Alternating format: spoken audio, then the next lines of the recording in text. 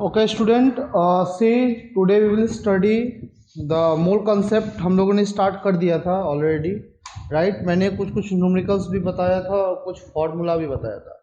अभी जो है मैं आपको न्यूमेरिकल्स बताऊंगा, बहुत सारा कैलकुलेशन न्यूमेरिकल्स बताऊंगा, उसके साथ साथ आप लोग का फार्मूला बताऊंगा। तो इससे क्या होगा आप लोग का कि आप लोग का फार्मूला भी बनता जाएगा, फार्मूला भी होता जाएगा, और साथ में ये भी पता चल जाएगा कि उस फार्मूला को किस तरह से अप्लाई करते हैं। इसलिए मैं जो है सारा का सारा भी न्यूमेरिकल्स बताऊंगा, साथ में उसका फार्मूला का यूजेज बताऊंगा, किसमें किस तरह से फार्मूला यूजेज होता है, ठीक है। और जब ये चैप्टर कंप्लीट होगा तो लास्ट वाले पेज में इस चैप्टर से रिलेटेड जितने फार्मूला है आप सारे एक पेज में लिखेंगे। सिर्फ केमिस्ट्री नहीं, फिजिक्स में भी, जब आपका फिजिक्स में भी जब कोई चैप्टर कंप्लीट होता है तो चैप्टर के पहले एक पेज छोड़ दीजिए, एक या दो पेज, या चैप्टर ख़त्म होने के बाद एक या दो पेज छोड़ दीजिए, और उसमें सिर्फ और सिर्फ फार्मूला लिखिए। इस तरह से फार्मूला लिख के उसमें सिर्फ और सिर्फ फार्मूला लिखिए, ताकि याद करने के टाइम में आपका फार्मूला एक जगह पे हो। ऐसा आपको फिजिक्स में भी करना है, ऐसा आपको केमिस्ट्री में भी करना है, राइट। तो केमिस्ट्री में जितना फार्मूला लिखाते जा रहा हूँ वो सब अभी रहने दीजिए, मतलब जैसे लिखाते और लिखते जाइए, लेकिन जब ये चैप्टर कंप्लीट होगा तो लास्ट में एक पेज में सारे फार्मूला को एक जगह पे लिखेंगे। चलिए देखिए, एक न्यूमेरिकल्स है कैलकुलेट, क्योंकि मोल कॉन्सेप्ट में ज़्यादा से ज़्यादा न्यूमेरिकल्स ही पूछेंगे, फार्मूला नहीं पूछते हैं। मोल कॉन्सेप्ट से जो आपका क्वेश्चंस आएगा वो न्यूमेरिकल्स ही आएगा। Nitrogen in 7 gram of nitrogen.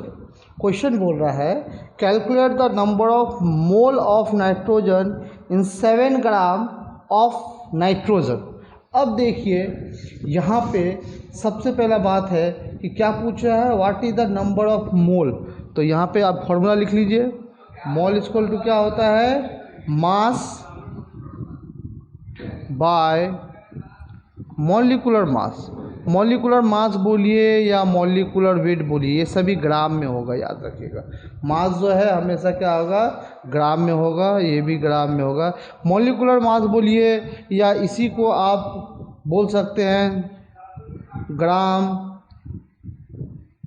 Molecular weight, एक ही बात है। कहीं पे ग्राम मॉलिक्यूलर वेट लिखा होता है, कहीं पे मॉलिक्यूलर मास होता है, मतलब एक ही है, ठीक है। यानी मैं जिस तरह से सिंपल भाषा में जब मैं स्कूल में पढ़ता था तो जिस तरह से मैं याद करता था mole equal to mass by molecular mass, easily याद हो जाता है। चलिए, तो हमारा जो न्यूमेरिकल्स बनाने का जो तरीका है वो क्या है, ये फार्मूला लिख लीजिएगा, ठीक है। अब देखिए क्वेश्चन में क्या गिवन है, फाइंड करना है number of mole, question mark, mass दिया हुआ है 7 ग्राम। अब हमें मॉलिक्यूलर मास चाहिए। अब देखिए यहाँ पे स्टूडेंट क्या करते हैं, सबसे बड़ा गलती क्या करते हैं स्टूडेंट, यहाँ पे वो बोलते हैं नाइट्रोजन दिया हुआ है, तो नाइट्रोजन में कितना होता है 7, 7 टू जा 14, यानी नाइट्रोजन क्या होता है 7 14, मतलब नीचे वाला इसको एटॉमिक नंबर, एटॉमिक मास इतना, यानी मॉलिक्यूलर मास n का इतना। लेकिन याद रखिए atomic mass and molecular mass में अंतर है। ये एक एलिमेंट है n है, लेकिन जब ये मॉलिक्यूल्स है यानी ये नेचर में ये n2 के रूप में रहता है। याद रखिए नेचर में ये कैसे रहता है, n2 के रूप में रहता है। इसका मतलब इसका जो मॉलिक्यूलर मास होगा वो 14 इंटू 2 हो जाएगा, ये 2 से मल्टीप्लाई करेंगे, समझ में आया। यानी ये हो जाएगा 40, क्योंकि मॉलिक्यूलर मास अब निकालेंगे n2 का, तो ये हो जाएगा 14 इंटू 2। यहीं पे मैक्सिमम स्टूडेंट गलती करते हैं। स्टूडेंट जो है मैक्सिमम क्या करते हैं 14 लिख के चले आते हैं मॉलिक्यूलर मास की जगह, क्योंकि सोचते हैं नाइट्रोजन है, एटॉमिक नंबर यानी वही है, मास दिया हुआ है 7, तो एटॉमिक मास मतलब मॉलिक्यूलर मास मतलब एटॉमिक मास, नाइट्रोजन का कितना होता है 14, तो वो लिख के चले आएंगे। यहाँ पे 90% स्टूडेंट गलती करते हैं। मॉलिक्यूलर मास जब नाइट्रोजन का बोला है तो पता है आपको नाइट्रोजन N2 के रूप में रहता है, ऑक्सीजन O2 के रूप में रहता है, ठीक है ना। तो ये सब ऐसे नहीं रहता है। तो अब अगर ओजोन का बोलेगा तो यहाँ पे O3 हो जाएगा, याद रखिएगा ये सब चीज़। चलिए, तो अब सब चीज़ निकल गया, फार्मूला लगाना है। नंबर ऑफ मोल, यानी मोल का फॉर्मूला क्या होता है, mass by molecular mass. Simple way में याद करेंगे, क्यों हम हार्ड प्रोसेस में जाएंगे, जो इजीली हो जाएगा। मास 7 ग्राम, मॉलिक्यूलर मास 28, 7 4 जा 28, 1/4। इसको कैलकुलेट करेंगे तो कितना हो जाएगा, 0.25 मोल। आंसर समझ में आ गया। बहुत देखिए, मोल कंसेप्ट का न्यूमेरिकल्स बहुत इजी है। मोल कंसेप्ट का जो न्यूमेरिकल्स है वो बहुत इजी है, बशर्ते आपका कंसेप्ट क्लियर हो। मैं बार बार बोलता हूँ, मैंने जो इससे पहले फार्मूला लिखाया है ग्राम एटम का, ग्राम मॉलिक्यूल्स का, ठीक है, और रास्ते में मैं जैसे जैसे न्यूमेरिकल्स बताते जाऊँगा और नया नया फार्मूला आते जाएंगे, तो आप उसको लिखते जाइएगा। तो मोल का फार्मूला क्या हो गया, मोल या number of mole, mass by molecular मास। मैंने पहले भी लिखा ही दिया है न्यूमेरिकल शुरू करने से पहले, ऐसे करके घेर दीजिएगा, ठीक है। चलिए, अब हम लोग समझ गए होंगे आप ये। अब हम लोग देखते हैं दूसरा न्यूमेरिकल्स, ठीक है, क्योंकि मोल कंसेप्ट से आपको इस तरह का न्यूमेरिकल से पूछेगा, और जहाँ पे डाउट होगा मुझसे पूछिएगा, नहीं पूछिएगा तो मुझे पता नहीं चलेगा क्या प्रॉब्लम है। चलिए, अब नेक्स्ट देखते हैं हम लोग, ठीक है। नेक्स्ट क्वेश्चन देखते हैं, calculate the mass of 50 cc of carbon monoxide at STP, ठीक है। अब देखिए, एग्ज़ाम में आपको हो सकता है एटॉमिक नंबर या एटॉमिक मास दे, मैं नहीं दे रहा हूँ, आपको याद करिए। मैंने पहले ही बताया था आपको at least 40 atomic number atomic mass याद करना है, ठीक है, 1 से लेकर 30 तक लगातार, और उसके बाद जो 10 है वो कुछ इम्पोर्टेंट, जैसे जैसे बहुत सारा जिंक हो गया, आयरन हो गया, ठीक है, हीलियम नियर आर्गन, क्रिप्टन हो गया, जेनन हो गया, इस तरह से बहुत सारे। चलिए, तो बोल रहा है calculate the mass of 50 cc of carbon monoxide at STP। अब कैलकुलेट करने बोल रहा है मास। अब आप बताइए हम मास कैसे कैलकुलेट करेंगे। आप बोलेंगे सर मास को किस तरह से कैलकुलेट किया जाएगा, ठीक है। ओके स्टूडेंट, ये क्वेश्चन देखिए। क्वेश्चन में बोला है calculate the mass of 50 cc of CO at STP, ठीक है, जिसमें बोला है कि C दिया हुआ है 12, O दिया हुआ है 16। आपको कैलकुलेट करना है मास। तो जब मास और CC इस तरह से रिलेशन होता है तो इसको हम दो तरीक़ा से बना सकते हैं, एक फार्मूला से, एक विदाउट फार्मूला से। याद रखिए, एक फार्मूला से, एक विदाउट फार्मूला से। तो नंबर 1 जो हम लोग बनाएंगे पहले विदाउट फार्मूला से, उसके बाद फिर बनाएंगे हम लोग फार्मूला से। चलिए, यहाँ पे दिया हुआ है किस में, वॉल्यूम किस में दिया हुआ है, CC में दिया हुआ है। अब आपको पता होना चाहिए कि CC क्या हो गया, वॉल्यूम हो गया, यानी 1 मोल ऑफ CO मतलब क्या होता है, 1 ग्राम मोल मॉलिक्यूलर वेट। 1 मोल मतलब क्या होता है, इस CO का 1 ग्राम मॉलिक्यूलर वेट, और यहाँ पे 1 ग्राम मॉलिक्यूलर वेट CC में कितना होता है, 22,400 cc होता है वैल्यू, या लीटर में बोलेंगे तो 22.4 लीटर होता है। याद रखिए 1 मोल ऑफ CO, अब CO के जगह पे कोई और होगा तो उसका 1 मोल, अगर CO के जगह पे कोई और हो गया तो उसका भी क्या होगा, 1 ग्राम मोल ऑफ वेट, जो कितने बराबर होता है, 1 मोल इक्वल टू होता है 22,400 cc के, या बोल सकते हैं 22.4 लीटर के, अगर लीटर में क्वेश्चन दिया हुआ है। क्वेश्चन तो CC में दिया हुआ है, इसलिए हम CC का वैल्यू लिखेंगे, ठीक है। अब देखिए मॉलिक्यूलर मास, या बोल सकते हैं कि ग्राम मॉलिक्यूलर वेट, ऐसे ही पढ़ते हैं, मॉलिक्यूलर मास बोलिए, ग्राम मॉलिक्यूलर वेट क्या होता है, CO कार्बन ऑक्सीजन, इसका दिया हुआ है 12 और इसका होता है 60। हम लोग मॉलिक्यूलर मास निकालना सीखे भी थे।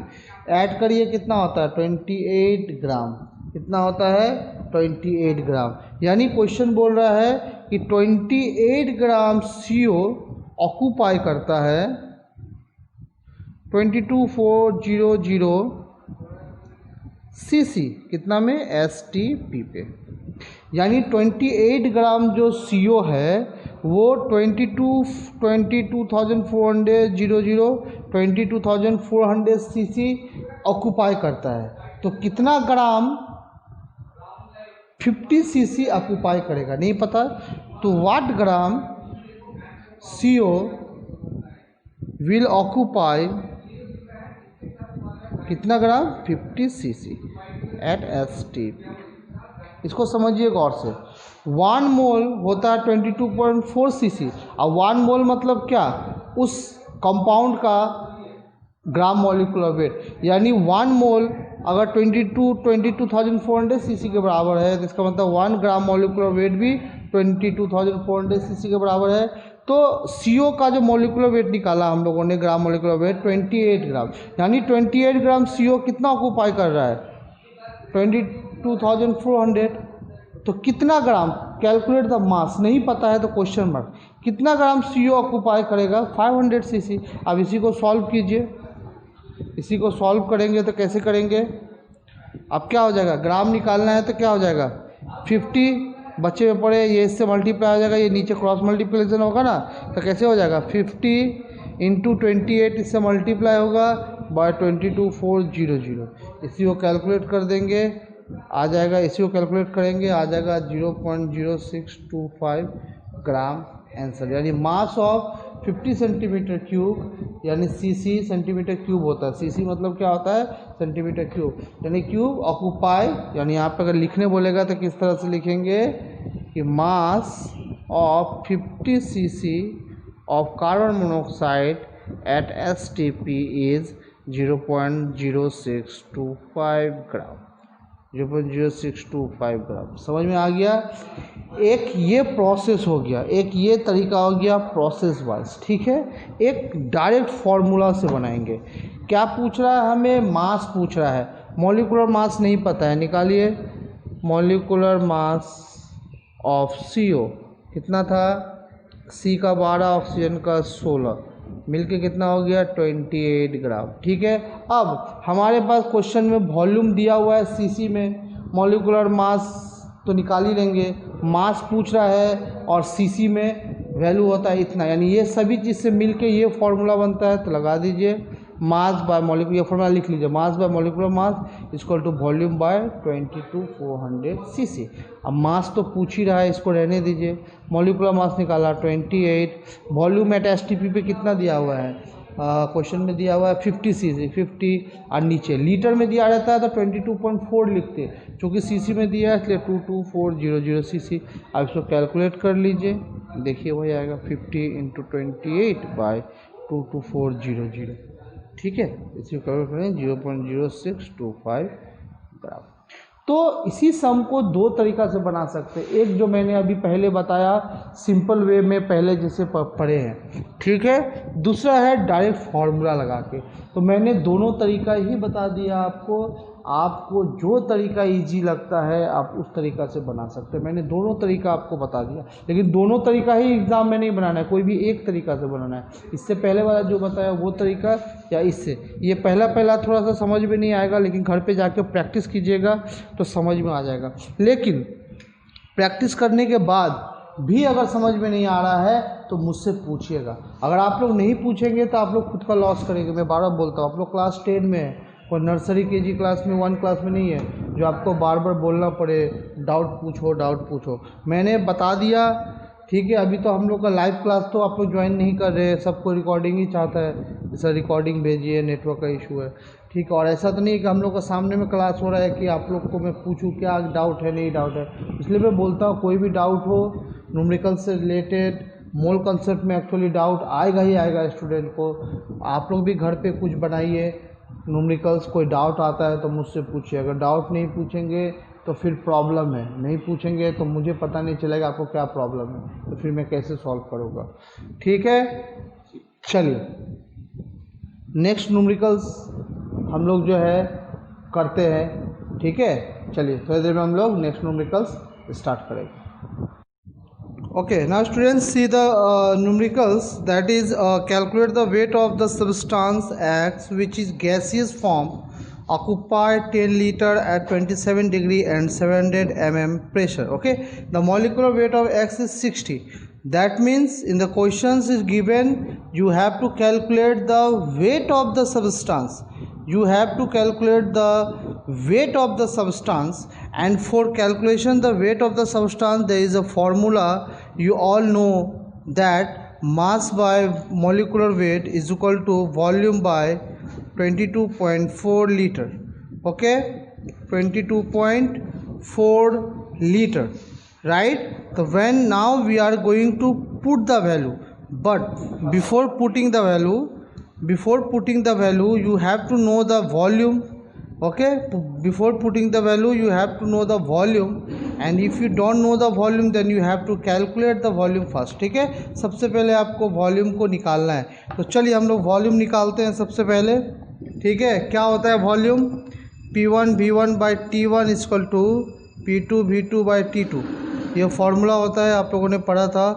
P1 V1 by T1 is equal to P2 V2 by T2. Okay, P1 is the initial pressure, V is the initial volume, T is the initial temperature. P2 is the final pressure, V2 is the final volume, and T2 is the final temperature. Okay, so first of all we have to calculate all the things, right? तो पहला initial stage and final. ठीक है, तो initial stage बोलिए या initial condition बोल सकते हैं. Okay, initial condition. Okay, final condition. Initial condition बोल सकते हैं, फाइनल कंडीशन बोल सकते हैं. तो इनिशियली देखिए P1 कितना दिया है क्वेश्चन में, 700 mm of Hg. V1 question में दिया हुआ है 10 litre. Okay, and temperature T1 you all know that given 27 degree centigrade, that means 27 plus 273, that means 300 Kelvin. T1 you have to calculate the T1 is equal to 300 Kelvin. Okay, first of all you have to calculate the temperature. T1 is 300 Kelvin. Okay, final condition P2 is 760 mm of Hg. P2 मतलब कौन सा condition है? STP पर. P2 condition कौन सा condition है? Eight STP पर. और STP पर प्रेशर 760 mm Hg होता ही है.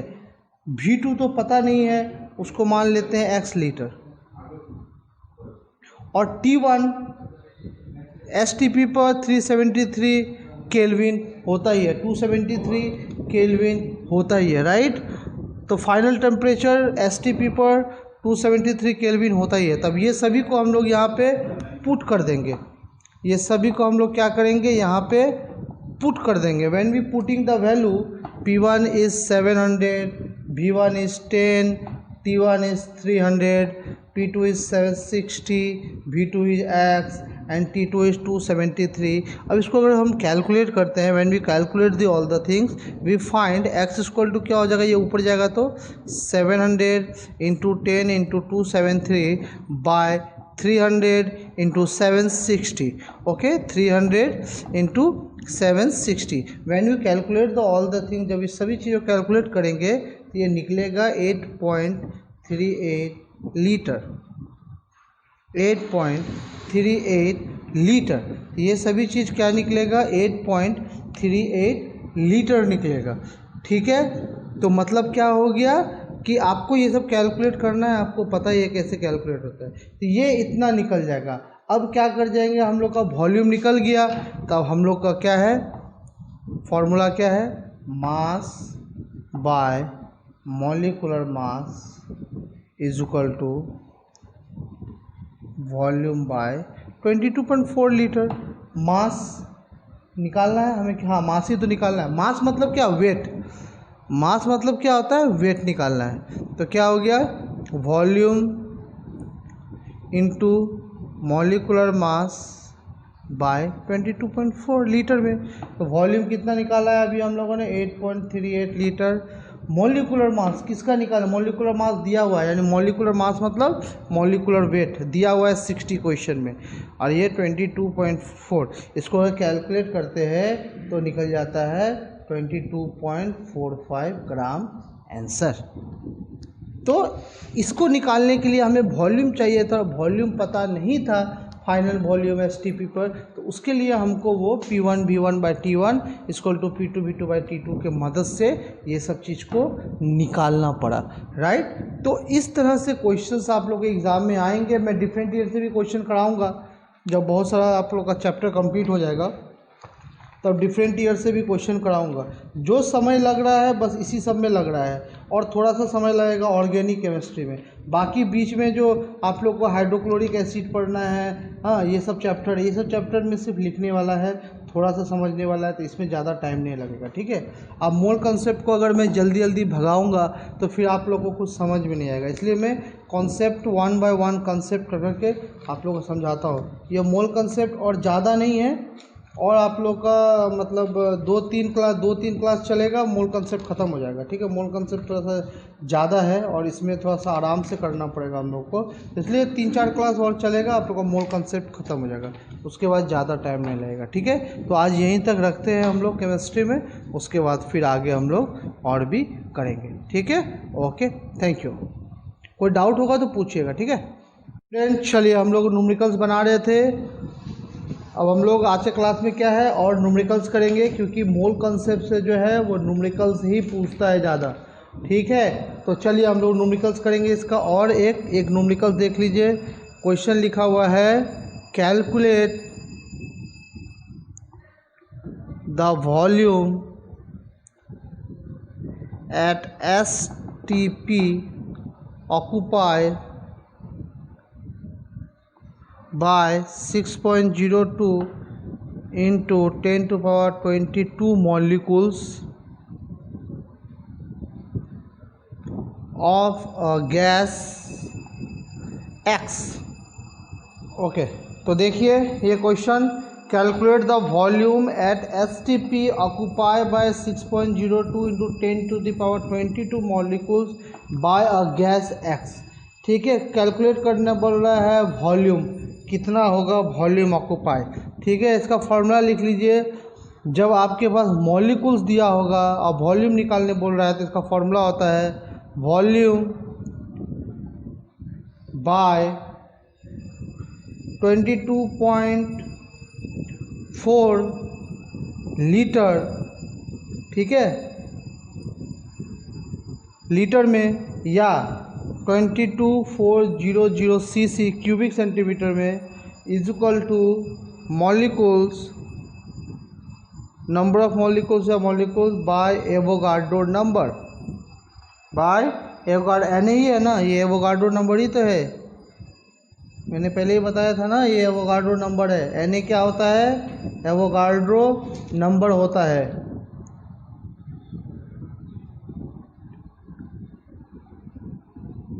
ठीक है, एवोगाड्रो नंबर। तो ये फार्मूला होगा। जब भी क्वेश्चन में देखिएगा वॉल्यूम दिया हुआ है, मॉलिक्यूल्स दिया हुआ है और गैस निकालने बोल रहा है, कैलकुलेट द वॉल्यूम बोल रहा है और मॉलिक्यूल्स दिया हुआ है, तो वॉल्यूम और मॉलिक्यूल से रिलेटेड न्यूमेरिकल्स यही होता है।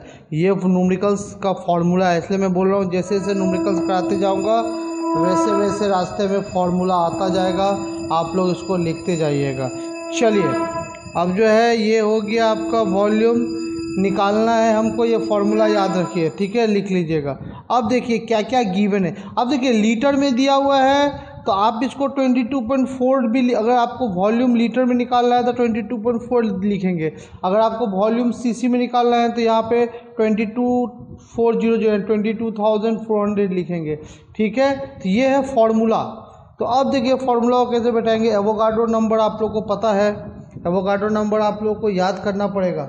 मैं बार बार बोलता हूँ ये सब जो नंबर है ये सब नंबर आप लोग को याद करना पड़ेगा, ठीक है। एवोगाड्रो नंबर Na होता है 6 पॉइंट, ये सब नंबर अगर आप लोग याद नहीं करेंगे तो फिर एग्ज़ाम में प्रॉब्लम हो जाएगा। 023 इंटू 10⁻23 एवोगाड्रो नंबर होता है 6.023 इंटू 10⁻23।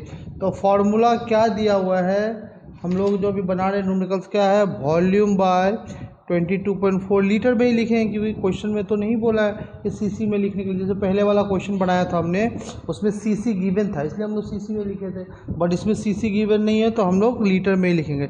20 लीटर इक्वल टू क्या होता है, मॉलिक्यूल्स। मॉलिक्यूल्स कितना है 6.02 इंटू 10⁻22। वाई एवोगाड्रो नंबर कितना है 6.023 इंटू 10⁻23। तो लिख सकते हैं volume equal to 6.02 into 10⁻22 into 22.4, और इसको अप्रॉक्सीमेटली 6.02 लिख ही सकते हैं। पॉइंट के बाद 3 फिगर को क्यों काटने से आसानी होगा, न्यूमेरिकल्स में लिख 23, इससे ये कैंसिल हो गया। ठीक है, तो यहाँ पे 22 है, 20 ऊपर आ जाएगा तो 22.4 इंटू 10⁻22 इंटू 10⁻23। तो इसी को अगर हम लोग सॉल्व करेंगे यहाँ पे, ठीक है, इसी को सॉल्व कीजिए, ऊपर में सॉल्व करेंगे तो क्या आ जाएगा 22.4 इंटू 10⁻−1 यानी 22.4 बाय 10 यानी 2.24 लीटर। आंसर क्या लिखेंगे, the volume occupied STP by 6.022 20/23 is 2.24 litre answer. यानी आंसर को सजा के कैसे लिखेंगे, अगर एग्जाम में आएगा तो लिखेंगे the volume occupy at STP by, या सिंपल लिखिए volume occupy at STP is, या of X is, X gas था ना, is equal to 2.24 litre answer. समझ में आ गया। तो इस तरह से आप लोगों को क्वेश्चंस में इसलिए बता रहा हूँ क्योंकि क्वेश्चन बनाते बनाते फार्मूला सब सामने आएगा तो क्या होगा, आप लोग को आसानी से समझ में आएगा। अगर मैंने एक ही बार में फार्मूला बता दिया तो फिर आप लोग भी याद नहीं कर पाएंगे। तो इसी तरह से मैं बताऊंगा। मोल कॉन्सेप्ट का पढ़ाने का तरीका ही यही है कि जैसे, क्योंकि मोल कॉन्सेप्ट में सिर्फ न्यूमेरिकल्स आएगा तो मैं न्यूमेरिकल्स बताते जाऊंगा, उससे रिलेटेड फार्मूला आते जाएगा, फार्मूला भी लिखाते जाऊँगा। लास्ट पेज में आप लोग क्या करेंगे, चैप्टर ख़त्म होगा तो लास्ट पेज में सब फार्मूला को एक जगह लिख देंगे। ठीक है, चलिए एक और न्यूमेरिकल्स बनाते हैं हम लोग। ठीक है, क्योंकि मोल कॉन्सेप्ट से सिर्फ और सिर्फ न्यूमेरिकल्स ही ज़्यादातर आता है। ठीक है, एक थोड़ा सा टफ बनाने की कोशिश कर रहे हैं न्यूमेरिकल्स, थोड़ा सा न्यूमेरिकल्स को टफ बनाएंगे तो थोड़ा मज़ा आएगा बनाने में, राइट। चलिए एक न्यूमेरिकल्स और है, बनाते हैं। चलिए, calculate the number of molecule in 1 kg of sodium chloride। चलिए क्वेश्चन देखते हैं। Calculate the number of molecules in 1 kg of sodium chloride. यानी क्या क्या गिवन है, नंबर ऑफ मॉलिक्यूल्स पूछ रहा है और मास जो है वो गिवन है 1 kg। मास पता ही है आपको, हम लोग किस में करते हैं, 1000 में, तो कितना हो गया 1000 ग्राम हो गया।